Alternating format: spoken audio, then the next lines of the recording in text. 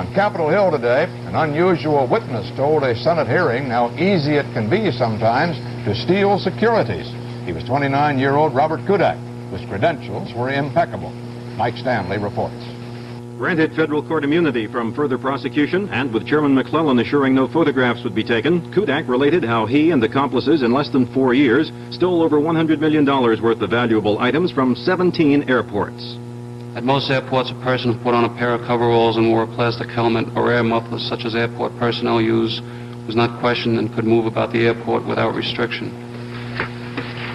Did they not have any identification on you or anything? Well, just recently they started wearing badges with their pictures and everything on them, but they can be made up too, so that doesn't really accomplish anything.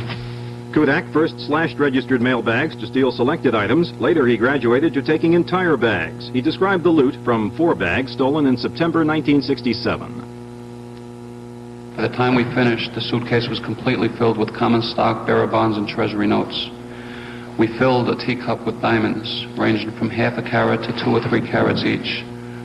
One package held a 16-carat marquee diamond. I managed to slip that diamond into my pocket before Jimmy Sanitar saw it. We waited 2 hours for Albert DeAngelis, who examined the items and said he would take everything but the stock. He finally agreed to take both stock and jewelry and pay us $30,000. Separately, I showed DeAngelis the 16-carat diamond.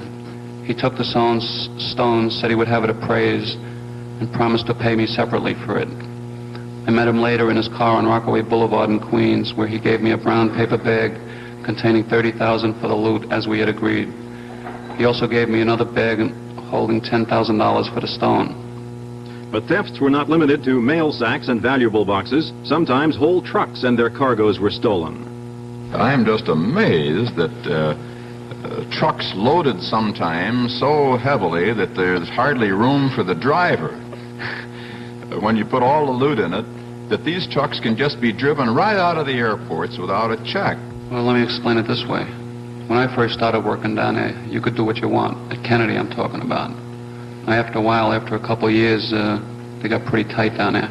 And they have like maybe 5 or 6 different law enforcement, you know, Port Authority, Postal, Customs, regular cops, the Jamaica Special Squad and everything. I think there's more cops than passengers down there now.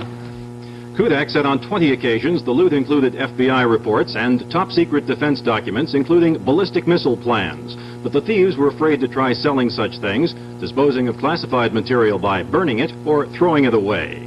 Mike Stanley, CBS News, Washington. It sounds easy the way Cudak put it, but he's currently serving 7 years for mail theft at the federal penitentiary in Atlanta. And that's the way it is, Wednesday, June 16, 1971. This is Walter Cronkite, CBS News. Good night.